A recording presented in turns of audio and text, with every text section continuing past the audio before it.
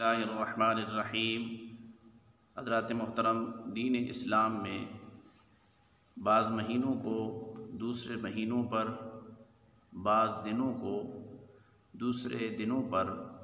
بعض راتوں کو دوسری راتوں پر اور بعض ساعتوں کو دوسری راتوں پر فضیلت حاصل ہے۔ اللہ رب العزت ارشاد فرماتا ہے وَرَبُّكَ يَخْلُقُ مَا يَشَاءُ وَيَخْتَارُ، کہ میں جو چیز چاہتا ہوں اس کو پیدا کرتا ہوں اور جس کو چاہتا ہوں اس کو منتخب فرما لیتا ہوں۔ تو شعبان المعظم شریف کی نصف رات یعنی شب برات، اس کو بھی دیگر راتوں پر فضیلت حاصل ہے، یعنی اس رات کو عبادت کرنا، مصروف عبادت رہنا، تسبیح و تحلیل کے اندر مصروف رہنا، دیگر راتوں میں عمل کرنے پر اس کو فضیلت حاصل ہے۔ حضور نبی کریم صلی اللہ تعالیٰ علیہ وسلم نے ارشاد فرمایا، ابن ماجہ شریف کے اندر حدیث پاک، حضرت ابو موسیٰ اشعری رضی اللہ تعالیٰ عنہ فرماتے ہیں کہ اللہ رب العزت اس رات کو تمام اہل ایمان کی بخشش فرما دیتا ہے، سوائے مشرک کے، سوائے قطع رحمی کرنے والے کے، سوائے عادی شرابی کے، سوائے والدین کے نافرمان کے۔ حضرات محترم، نصف شعبان کی رات کو عبادت کرنا یہ فضیلت کا باعث ہے، اور اس سے اللہ رب العزت اپنی مخلوق پر خصوصی فضل و کرم فرماتا ہے۔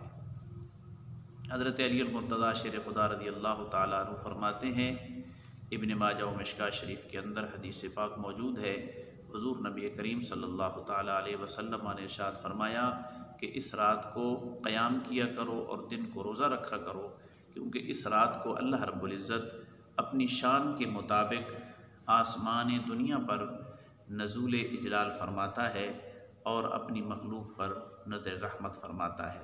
حضرت امام حسن بصری رحمۃ اللہ تعالی علیہ فرماتے ہیں کہ مجھ سے 30 صحابہ نے اس بات کو ذکر فرمایا کہ اس رات کو جو آدمی 100 رکعت نماز نفل پڑھتا ہے، ہر رکعت میں 10 مرتبہ سورہ اخلاص پڑھتا ہے، تو اللہ رب العزت اس پر 70 مرتبہ نگاہ رحمت فرماتا ہے اور اس کی 70 حاجتوں کو پورا فرماتا ہے،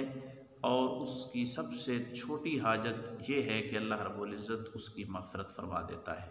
حضرت سیدہ فاطمہ الزہرا رضی اللہ تعالیٰ عنہ فرماتی ہیں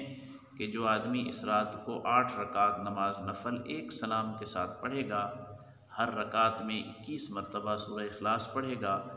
تو نماز کے بعد جو دعا کرے گا اللہ رب العزت اس کی دعا کو قبول فرمائے گا،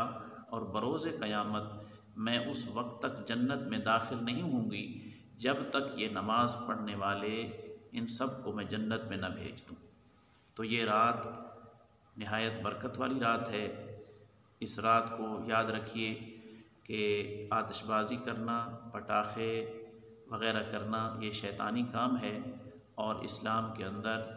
یہ قطعاً حرام ہے، اس کی بالکل اجازت نہیں ہے۔ اس سے خود بھی اجتناب کیجیے اور اپنے بچوں کو بھی بچائیے۔ اللہ رب العزت ہمیں اس رات کی برکات کو حاصل کرنے کی توفیق عطا فرمائے۔